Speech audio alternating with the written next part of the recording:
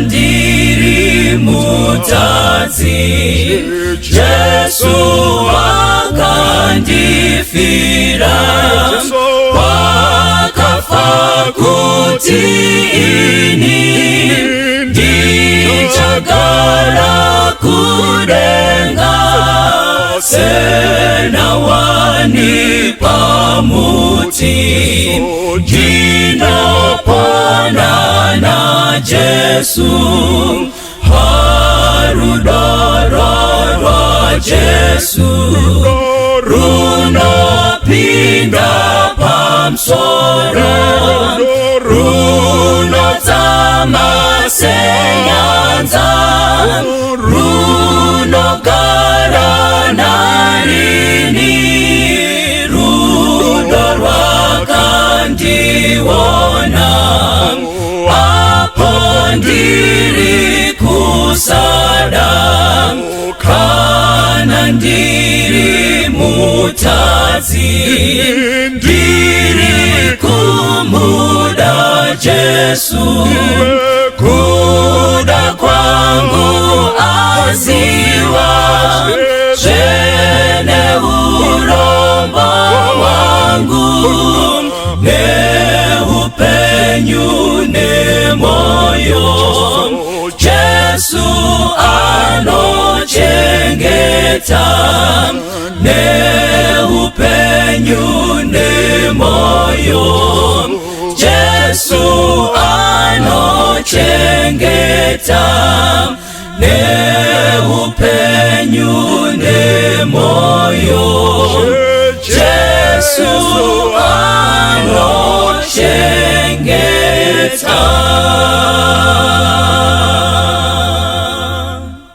Kwasai mose muzita raIshe wedu mambo Jesu muvambiro mupedzisa kutenda kwedu. Mukati medevotion ino toda kutarira musoro nyaya wakakosha unoti Iva Gamba Utarise Mhandu. Iva Gamba Utarise Mhandu. Ndaitaura neimwe shamwari yangu rimwe gore, ndomuti shamwari yangu mukati mevhangeri, asi munhu mukuru kwandiri, mumwe muevangelist, anoti iye vari mukati mehondo. Pane zvakaitika, anotanga atsanangura chii chakaita kuti aende mukati mehondo. Anoti iye aishanda kwamutare, dare akati regai ndimboenda kumusha. Aenda kumusha, nawo makare panguva dzehondo,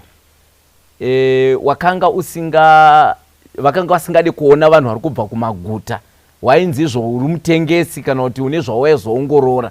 Saka iye vabereki vake vaigara vachinetswa, nzi mwana wenyu kuguta kwaari uku, aiwa hatida anogona kudai ari mutengesi kana tada kupinda muhurumende yaSmith ashandise musoja kana whatever. Saka vabereki vashungurudzwa, vakaudza mwana wavo kuti aiwa mwana wangu uya. Ndobva mwana auya kumusha. Anoti iye auya akabva anointroducwa nemukoma wacho kubhesi. Vaenda pabhesi pai, zvikanzi ndauya nemukomana uyu, hanzi zvikanzi hey iwe uri musoja iwewe waSmith, hanzi izvo vakada kundityisidzira. Hanzi ikataura kuti aiwa kani, hanzi vakandityisidzira vakati vaida kunyatsomeka sure kuti handisi. Saka hanzi zvadaro ndobva ndapuwa task.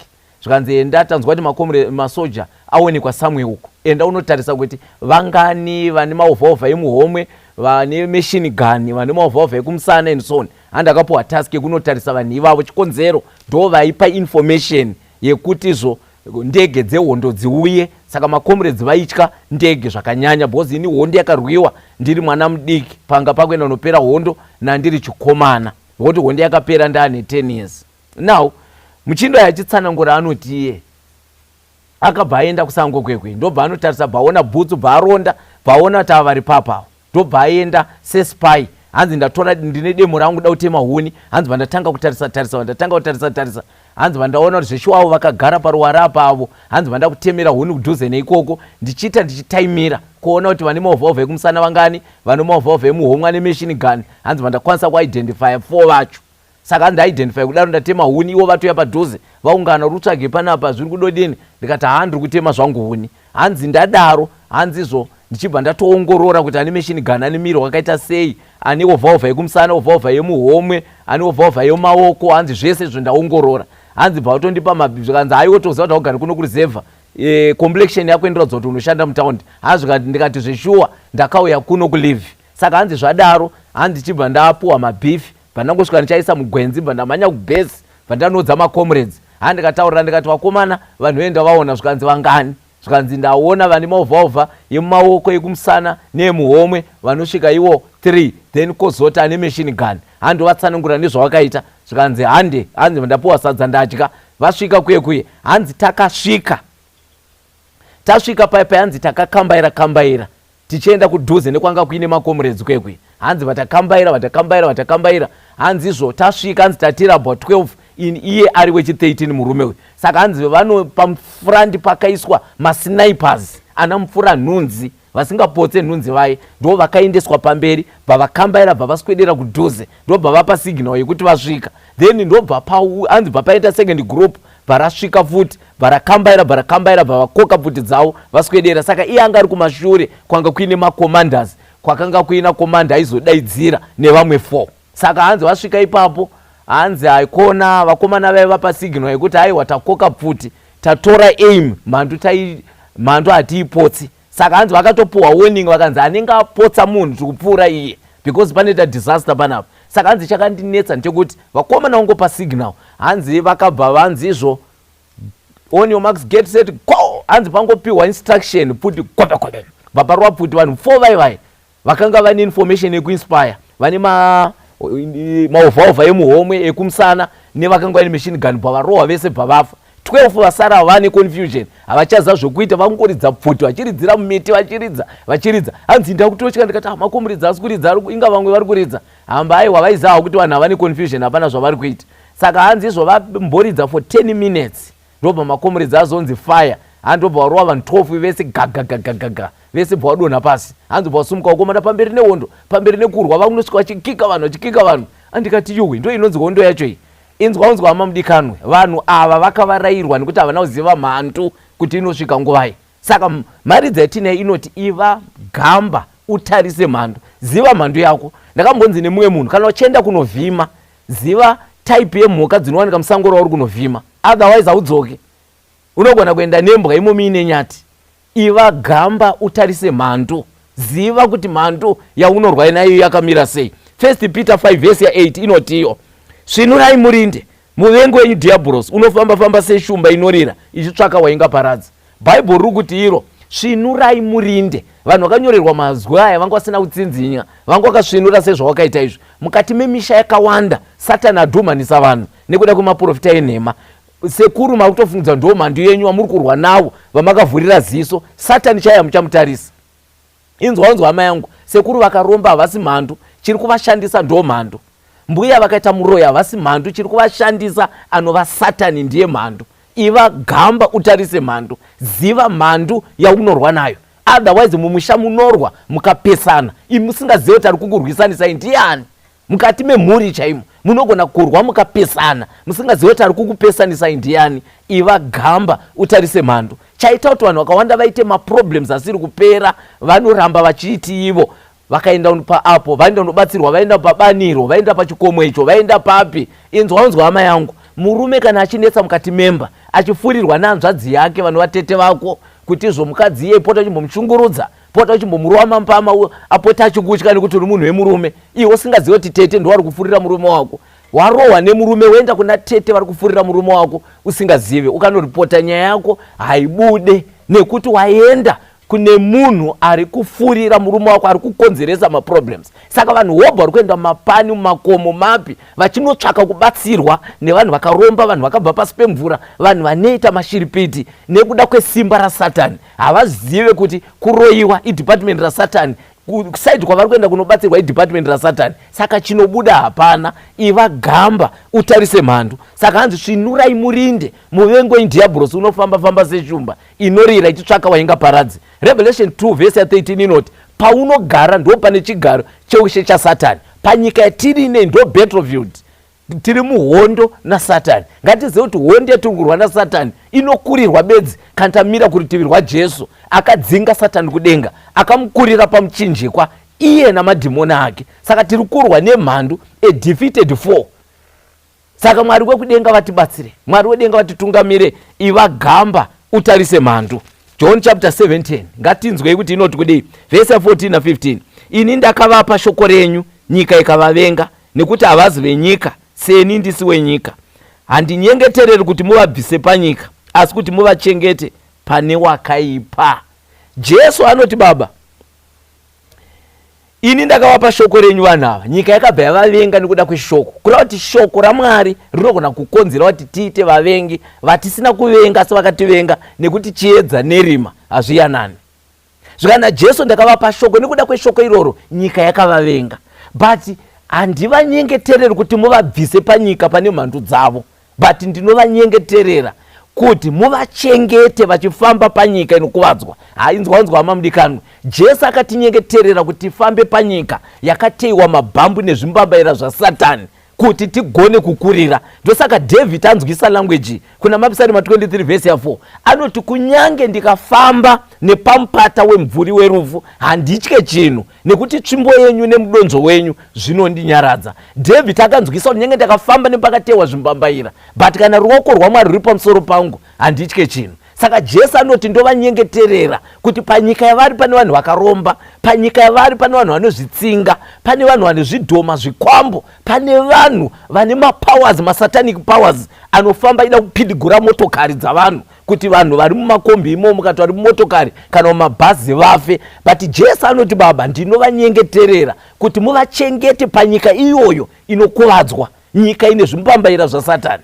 Rangarirai hama mudikanwa, honde yatiri kurwa nemuvengi akadzingwa kudenga, akatrenwa kumamilitary barracks ekudenga, anoziva masecrets akawanda atisingazivi, asi Jesu ndiye shumba yake. Kana tazviisa pasi peauthority yaKristu, we are more than conquerors, there is nothing to fear.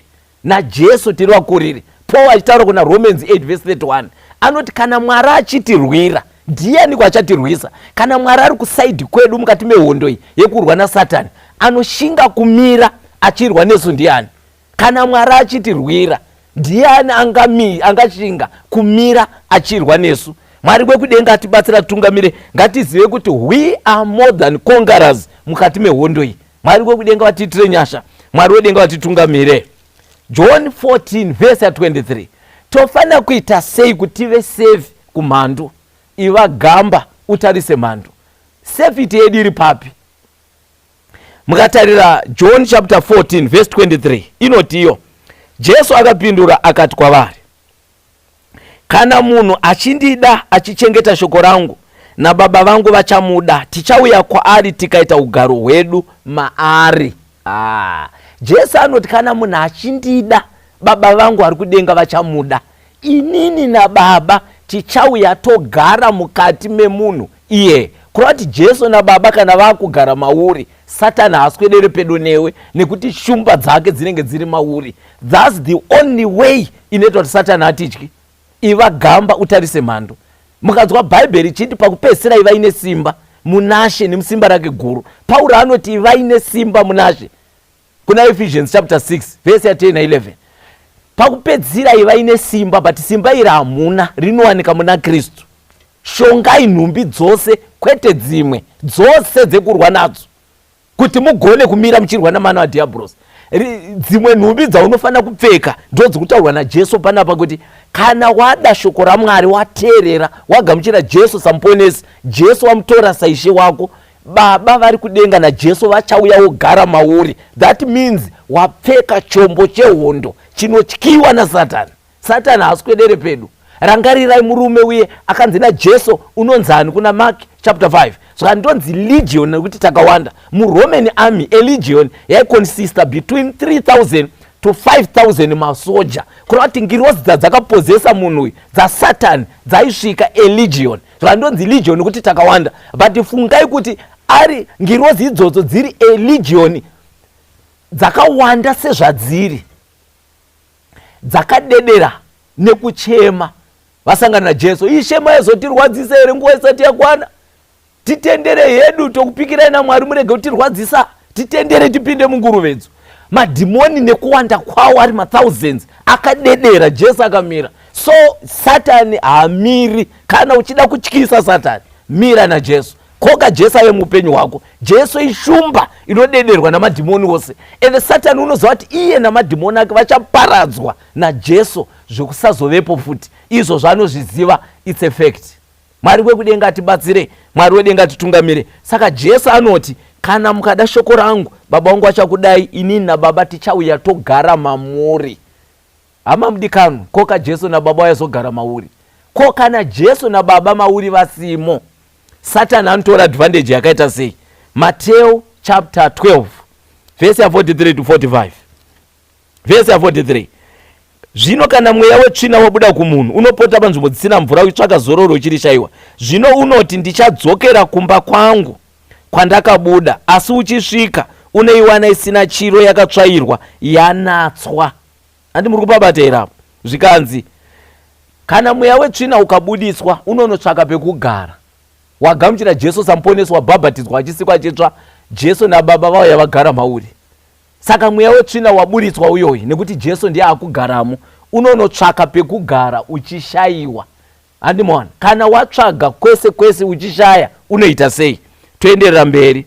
Verse 44. Zvino unoti ndichadzokera kumba kwangu kwandakabuda, asi uchisvika unoiwana isine chiro, yakatsvairwa, yanatswa. Wadzoka wodongorera kuti matakadzingwa muna arimo here, wotoona imba iri vacant, hapana arimo. Wobva waziva kuti pai ndakabuditswa nekuti ndaive 1. Saka ndoita sei this time? Rega ndotora reinforcement. Unoita sei? Verse 45. Zvino unoenda ndokutora mimwe mweya minomwe inopfuura nekuipa, ndokupinda ndokugaramo. Kupedzisira kwemunhu kwakaipa kupfuura kutanga kwake. Hama mudikanwa, Bible riri kuti iro mweya yetsvina iyi inoti alright, paipe ndakabuditswa nekuti ndandiri 1, regai ndiende ndinotora reinforcement. Hanzi unonotora mamwe madhimoni 7 akaipa kukunda dhimoni rakambobuditswa racho. That means dhimoni rikaenda kukempi yamadhimoni rinonovheta. Iwo ndakakukunda kuipa Sara iwewe, asi wakanyanya kuipa kukunda inini huya. Iwo ndakakukunda kuipa Sara iwewe, iwe wakandikunda wakaipa maningi kukunda inini huya. Hanzi rinotora mamwe madhimoni 7 akaipa kukunda dhimoni iroro. Ouya iri a team of demons, yopinda yogara mauri. Kupedzesera kwako kwakaipa kupfuura kutanga kwako. Don't entertain mademons, don't entertain bad habits. Satan anowana mukana wokupinda muupenyu hwako. Kuna umwana wasika, ndinouraya munhu inini, ndinokuwadza munhu inini, ndinokuendera ujeri, unokuenda zveshuwa. Satan akaona kuti ndo attitude yako, one day anokusenzesa pane izvozvo. Inda usingataura zvinhu zviri positive. Zvikanzi madhimoni anouya ogara mumunhu, kupedzesera kwemunhu iyeye kwakaipa kupfuura kutanga kwake. Hama vadikano, Mwari wekudenga atibatsira titungamire. Tiri muhondo yakaipa. Iva Gamba Utarise Mhandu. Uri kuziva here mhandu yako? Kana uchiziva uri kuitei to defeat your enemy? Tikaenderera mberi panapa, Jesu asangana nemunhu waakaporesa, akamuwana mutemberi. Inzwai mazwi akataura. Handi Bible rati kana mweya wetsvina wabuda unotsvaga pekugara, ukashaiwa unodzoka. What? Toda kudzokera meme matakadzingwa. Wasvika ukaona Jesu nababa vakabuda vakaenda, unobva wanotora mamwe madhimoni ouya ogara. Ita zvinoita kuti Jesu asabude muupenyu hwako. Usarara muupenyu hwetsvina, usabata mishonga, usaromba, usaenda kun'anga, usatambisa zvinhu zvinodzenga Jesu muupenyu hwako, zvinodzinga mweya mutsvene muupenyu hwako. Usatambireko kwa hama yangu, unenge watambira kunonyudza. John chapter 5 verse 14. Jesu asangana nemunhu wakaporesa, anomupa warning yekuti kudii? Verse 14 inoti, shure kwaizvozvo akamuwana mutemberi, akati kwaari, tarira waporeswa, usatadzazve kuti urege kubatwa nechinhu chakaipa chinokunda ichi. Zvikanzi shamwari, tarira waporeswa iwewe, usatadzazve. This time unovingwa nechinhu chakaipa kukunda ichi changa chakakugara ichi. Saka Bible nokuti Jesu ati kana mweya wetsvina wabuda, ukaona kuti haigara mamusisina, unonokoka mamwe madhimoni. Kuipa kwemunhu kwakaipa kupfuura kutanga kwake. Saka Jesu anoudza munhu kuti waporeswa, usadzokera kumabasa etsvina, usadzokera kun'anga, usabata zvemushonga, usaromba zvakare. Nekuti this time ukavingwa naSatan, anouya a team of demons akagara pauri, kupedzesera kwako kwakaipa kupfuura kutanga kwako. Mwari wekudenga atibatsire, Mwari wedenga atitungamire. Solution kunyaya ichi, regai tinzwe Jesu achitaura panapa. Matthew chapter 28 verse 18. Jesu unoti kudii? Ipapo Jesu akasvika akataura kwavari akati, ndakapiwa simba rose kudenga napanyika. Jesu asati atuma vadzidzi kuti endai naizvozvo muparidze vhangeri, anoti ndakapiwa simba rose kudenga napanyika. Saka endai naizvozvo muparidze vhangeri. Vanhu vanoenda kunoparidza vhangeri vanenge vaine simba raJesu, vachidirectwa naKristu ari komanda wehondo. Saka havakundikane mukati mehondo iyoyo. Takasangana nevanhu vakaromba, vanhu vane zvikwambo, vanhu zvinhu zvakasiyana siyana. Rimwe zuva takakemba paTirianda pamazuva apa usiku, takanzwa kunge masoja ari kumacha vari varoyiwa. Kubuda so panze hapana munhu waunoona. Tikanzwa mazizi ari kuita noise. Ndikangosumuka ndikabva ndadiyo Satani baba tende bhayanze pa. Zo takatomhonitasa tende chiti yatsemuka. Patanzwa brrr mazizi akuenda. Kunze kwakuda kunoyedza around kuma 4 am. Tikaona nyoka roambira rakadongorera mutende kudai richichema. Takadedera nakomana wangu aripo tikati wapana musatye, ndo great controversy yacho. Ngatipfugame tinamate. Vakomana vana ndino vakatya kunamata. Vachinzwa nyoka iri kurira apa. Vatatu vakomana ngatinamate, ndo hondo iyi. Tikarega kudaidza Kristu, we will not survive in this battle. Takombwa iyi ambushi. Ndo vatatanga kunamata, tanga kunamata. Vatanzwa nyoka yakuchema ichenda kure, kupesera tisainzwe. Iva Gamba Utarise Mhandu. Jesu anoti simba rose ndakapuwa kudenga napanyika. Endai naizvozvo. Saka patinoenda mukati mevhangeri tine simba rinobva kuna Jesu. Simba iro riri pamusoro pedu rekuti kana tafamba naro tikabata zvinhu zvinofamba nezvinokambaira pana zvinoitika, maoko aya akabata. Dai asiri Kristu tingadai takaparara. But Mwari kwekudenga ngaaongwe. Tina Mwari ane simba. Satani watorwa naye akaisikwa naMwari, anodedera musiki wake. Dai aigona kudhifita musiki, angadai asina kudzingwa kudenga. Kwaakadzingwa sei? Chakaita kuti adzingwe haana simba rinopfuura raJesu. Saka usatyiswa. Kuna vanhu vatakutonamata mumisha umu, munhu akanzi akaromba nemushonga hapana ada kumutsura. Eno vanhu vanototya kutaura vanzi unonzwa namai ubva kuti nyarara mwanangu. Vanoziva kuti munhu wese akati bufu kutaura asisipo panyika ina akafa. Vamwe vanhu vanoda kutozviita ana Mwari. Kana mumachechi muna vanhu vakaromba vanototyiwa vabviswe pazvigaro. Because vanhu vese vanoti ngavabve vanobva. Vategai ndikuudza unotamba nemota mamudikanwe. It's just a matter of time. Just a matter of time. Herod mukaerenga Acts chapter 12 verse 21 to 23. Akangokosora chete akataura vanhu vakati rinenge voice raMwari iri. Pane kuti audze vanhu kuti aiwa ini ndiri munhu. Akaramba akanyarira akatoti ndine voice rinenge raMwari nebharowa ningiro zadya nehonya akagara ipapo. Pauro achienda Damascus akapenyewa nechiedza akawira pasi. Gamba raibata vanhu richiuraya. Achibata achiuraya vanhu vaitaura nezvaJesu. Patapenyewa nechiedza akawira pasi. Mwari agone kumudhifita iwewe. Dai Mwari kwekudenga atibatsire. Siya hama mudikanwa. Mishonga hapana kwainotisvitsa. Kuna vanhu vakawanda vakaromba mwa kutonamatwa. Vatumwari tudiki mukati memisha umu. It's just a matter of time. Tiza noupenyu hwako. Iva Gamba Utarise Mhandu. Mwari kwekudenga atibatsire. Mwari wedenga atitungamire. James chapter 4. James chapter 4 verse 7 and 8.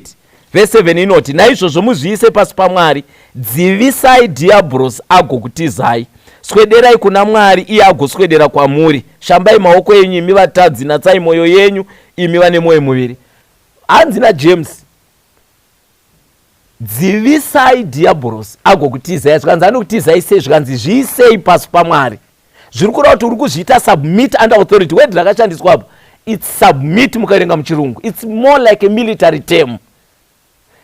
Submit, munoziva kuti munhu uri kuzviita submit under authority. Authority yesimba iroro inova simba rako. Munhu akatsvaka muhurumende waapply basa obva aita mupurisa kana kuti wera ngatore mupurisa example. Already kana apuhwa uniform aiswa pajuti, mupurisa ari kurigogonizwa nehurumende kuti mushandi wehurumende. Already paanofamba akamirira government yeZimbabwe. Zvokutoti akaita corruption zvakati hurumende mazuva ine corruption. Now mukada kutarisa mupurisa iyeyu tombotora mazuva ano, kudhara vaitora majaindi chete, mazuva ano nevamwe vapfupi vamwe vadiki. Now toti mupurisa iyeyoyo ari paroad block, ane kamiri kadiki ari mupfupi, wobva waona achimisa motokari, unoona gonyeti richidzova rine zimhino zihombe richiti bebe richidzova, wobva waona kamupurisa kadiki kachimisa kachidaiso kachiti reducer speed park up.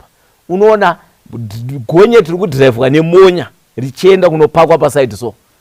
Kamupurisa akanogona kungotuta kakafa. But why reducer speed akaenda kunopaka panze nepurisa azo apake? Anoziva kuti ruoko urwu rwakasumudzwa ruchimisa urwu, seri kwarwo kune special commando, Zimbabwe National Army, Air Force, Central Intelligence Support Unit, the whole security sector yeZimbabwe, hurumende yose ndokwairi seri kweruoko urwu.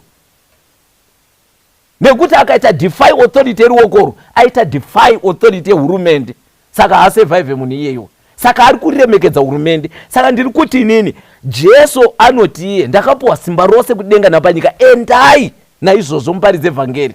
Obva ati iye James obva ati zviisei pasi peauthority yaKristu pamunenge muchiita basa iri. Kana maswedera una Kristu yaswedera kwamuri, Satani haakudhifitei. Dzivisai diabolos agokutizai. Kura Satani imbwende anogona kutiza muupenyu hwedu.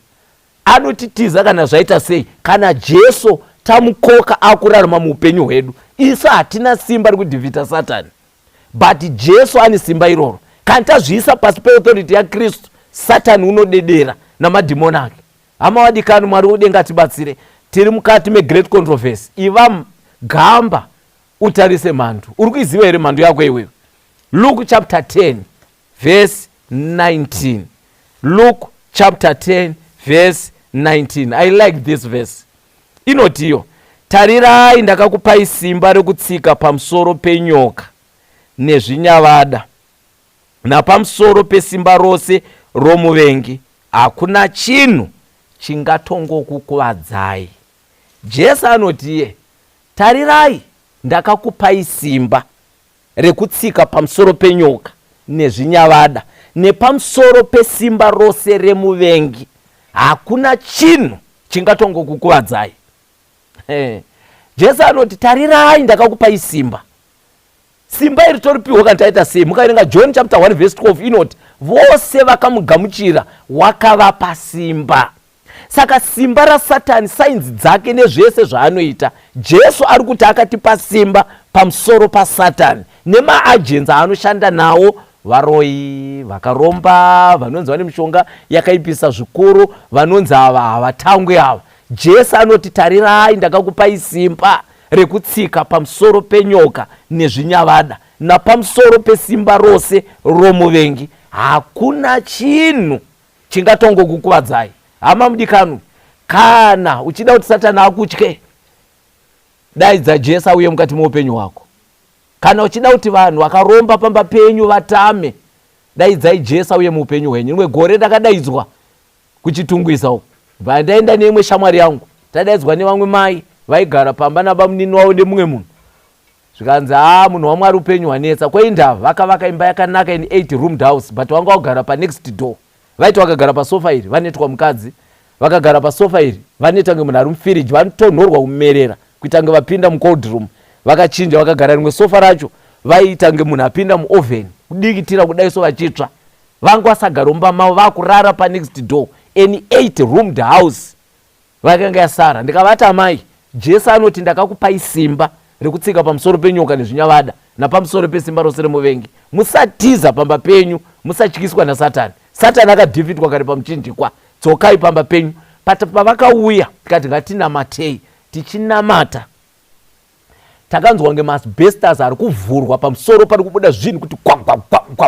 So at times I was tempted kuda kutombosvinura kuti chiko chikumboitwa tanga masbestas ari kukwadaburwa achibviswa, hatizivi kuti zvii zvaibuda kana zvii zvaitika, but takaramba tichinamata kusvika kwaita runyararo, tikabva tati amen, tikapedza. That was that.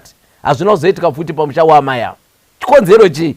Jesu akanga azotora nzvimbo yake. Bamunini vaigara ipapo vakabva tikazonzwa kuti vakaoneka vakati ndine zvandaikuita panapa, ini ndafunga hangu kuti ndiende ndakubva pananzi aiwa garai, zvikanzi aiwa panapa ndichakwanisa kugara. Dzivisai diabolos agokutizai. Munotyireiko varoi? Jesu akafa here? Inga Jesu akadhivhita Satani kare wani. Saka chamunotya chii? Jesu anoti ndakakupai simba, hama wadikanwa namatai. Satani pamwe pacho anotovhunduka achitoshamisika kuti maKristu vanomboziva here kuti Mwari wavanonamata ndinomudedera zvakaita sei. Vanotosiya Mwari iye vachienda kune vanhu vari kushandiswa naSatani, vachienda kunobvunzira nekutsvaga kubatsirwa. Iva Gamba Utarise Mhandu. Hama mudikanu, Mwari wekudenga akuropafadzei, Mwari wekudenga akukomborerei. Patichafungisisa pamusoro peupenyu hwedu, patichatora courage kunamata, kutsanya, kutsvaka Jehovha nemwoyo wese, takaperera kuti Jesu abate ushe muupenyu hwedu. Kana tagona kuita izvozvo, Satani achatama. Usanyengerwa, machira, kucherera mhiko pamba hazviwise runyararo, otherwise munotokoka varoi. Satani, mishonga inobata network yaSatani kana unodakuziva kuti pasi pezuva panoroyiwa vanhu, tamba nemishonga. Mishonga iyo ichakoka vamwe varoyi kuuya zokuroya iwewe. Why don't you invite Jesus in your life? Mwari wedenga akuropafadzei, akukomborerei. Pamuchafungisa pamusoro pemeseji, pamusoro pedevotion iyoyi, upenyu hwenyu hushandurwe nekuda kwaJesu Kristu Ishe wedu. Amen. Vese vanonzwa uranyi, soko rakanaka murese pasi, kuti vanhu vese ngarinzweri, uyo unoda, uyo unoda, tuma soko pago monemikana, Baba wadikanwa ari kudaidza, uyo unoda, uyo unouya nasi uya, pinda pamusiwo wazarurirwa, Jesu ndiye nzira yeidiyega, uyo unoda,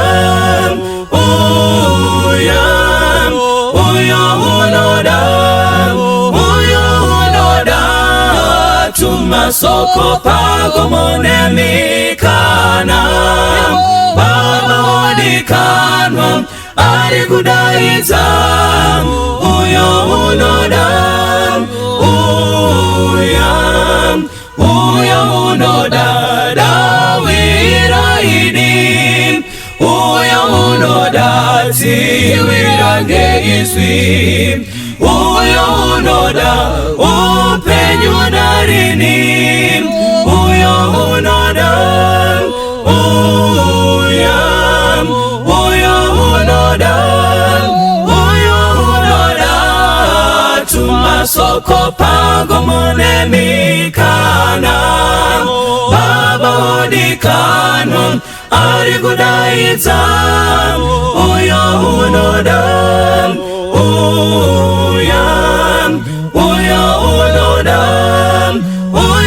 unoda, tuma soko pago monemikana, Baba wadikanwa ari kudaidza, uyo unoda,